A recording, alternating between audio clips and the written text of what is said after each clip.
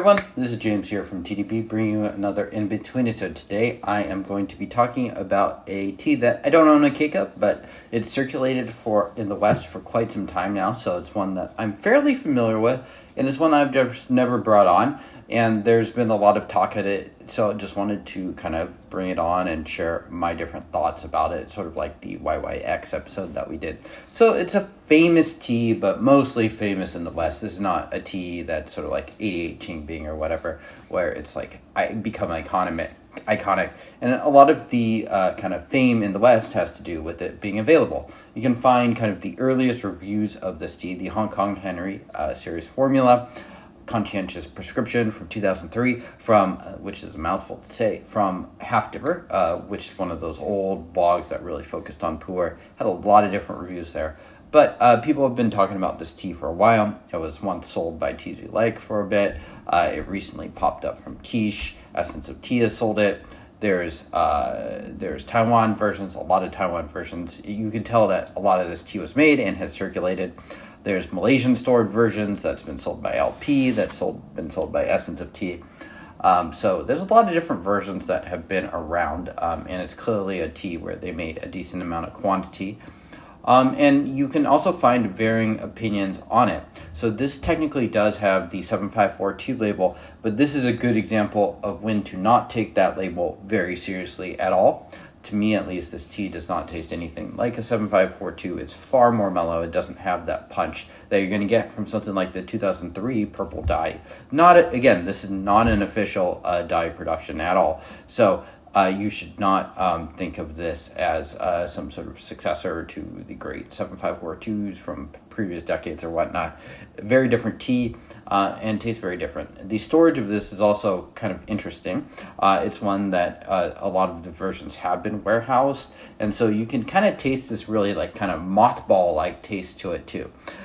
So I haven't had this in many years until Phobos sent me a sample. So thank you, Phobos. And I said, okay, this is probably a good time to bring this on. It's one that, just never made it onto the main show, even though I think it was like kind of on cue for just because I just never found it quite interesting enough. And I wasn't sure when it would kind of cease to be available. But as it is one that has circulated for so long, I thought, hey, it's probably about time that we talk about Hong Kong Henry series formula. So let's get that kettle going and let's brew along. All right, so let's brew this guy. What's interesting too about this tea is that it really hasn't risen in price all that much for what you expect to. The series formula, I believe it's intended to be some sort of conscientious prescription, which is a famous 1970s pu'er cake. I actually had the privilege of tasting that, and I doubt it's that similar to it, so I wouldn't take that very seriously, as well as the 7542. That tea was amazingly strong, one of my favorite teas I've had, so that was brewed to me by Phil, so thank you, Phil. A very, very memorable session about a decade ago that I had. Anyways, let's get going on this series formula. So this is tube number 2.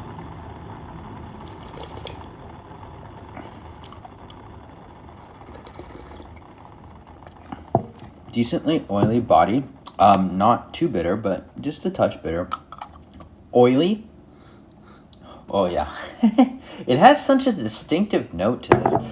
This one was supposedly pure Taiwan dry stored, but there's like this real mothball-ish element, and that's one of those things where once you heard it, I think Marco was the first person I see mention that note. You can't unsee it for this tea, especially when it has it so prominently like this. So it's supposedly pure dry stored, but I don't know if I totally buy that because that note is so distinctive. Interestingly, the one interesting thing about the Hong Kong Henry is, even though Hong Kong is the name and it was commissioned by a Hong Kong tea house, I have not heard of too much that is actually stored in Hong Kong.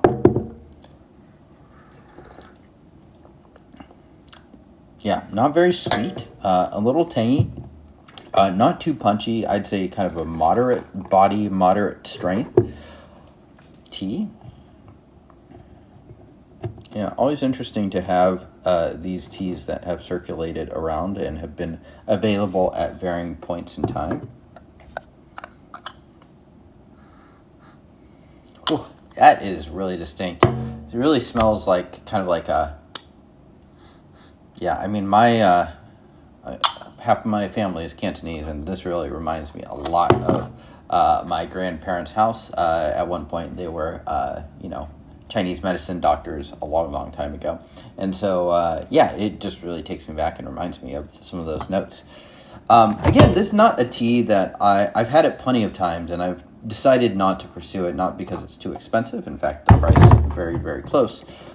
Just because it's not quite the style of tea that I like to drink regularly.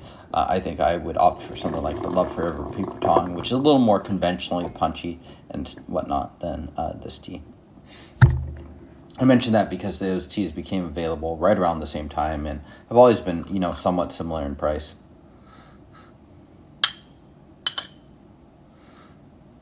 Whew, yeah, there's very Chinese herbal notes to this. I do like those notes. I don't know. It's just not quite something I think would actually pass the speed test for me. Cheers.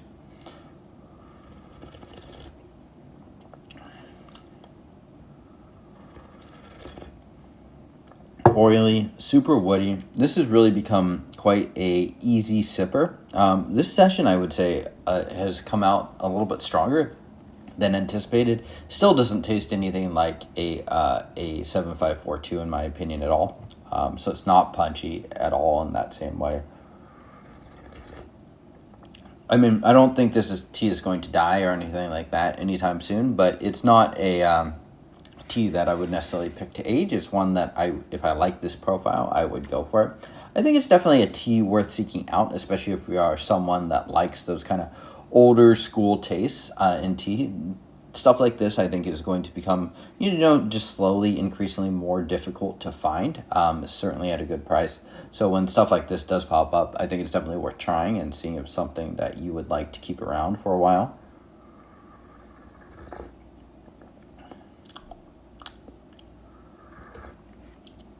Really, really woody. It's like dank, but it's not overly dank. It's more dominated by those kind of medicinal Chinese herbal notes there.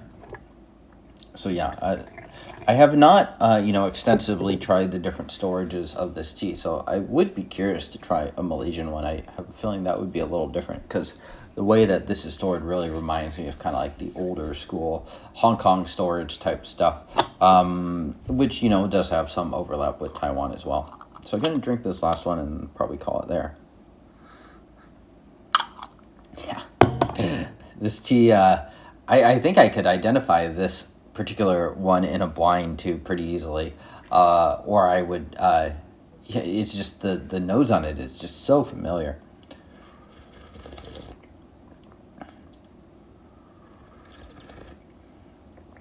Yeah, a little bitterness. I mean, it tastes like pu'er still, but it tastes like one that's just been traditionally stored enough to really grind the edge off. Interesting to reread some of those older reviews of this tea too, because Half Dipper, kind of one of the original reviewers of this tea, talked about how it's quite punchy.